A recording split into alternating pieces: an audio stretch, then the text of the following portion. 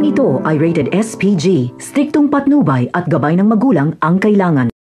Talaga namang kakaiba itong pamilya Montenegro. Napakakomplikado ng kanilang sitwasyon. Ang kagustuhan ni Olga na mapatay si Tanggol ay mag-aalangan siya at mauuwi lang sa wala.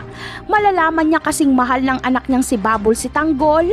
At malalaman din ni Olga nang ilang beses nang iniligtas ni Tanggol ang buhay ni Babol sa kamatayan.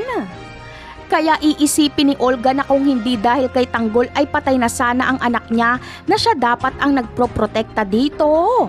At isa pa ay kapag pinatay ni Olga si Tanggol ay masasakta ng gusto si Bubbles. Hindi ito gagawin ni Olga dahil napakalaki ng pagkukulang niya kay Bubbles at ayaw niyang maranasan ito ang naranasan niya dati. Talaga namang sasakit ang ulo ni Olga sa mga magaganap dahil mana sa kanya si Bubbles na matigas ang ulo. Kahit pigilan pa ni Celso si Bubbles na wag itong umibig kay Tanggol ay hindi susunod si Bubbles. Sa kabilang banda naman ay magkakaroon naman si Tinding ng pag-asa na makalaya si Tanggol.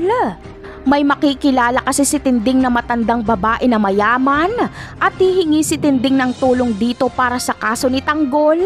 At malamang ay lola ito ni Tanggol dahil ito ang dating asawa ni Don Julio. Kaya kapag makita nito si Tanggol ay mararamdaman nila ang lukso ng dugo at gagawin nito ang lahat makalaya lang si Tanggol. Napakarami pa nating dapat abangan sa mga susunod na episode. Paalam!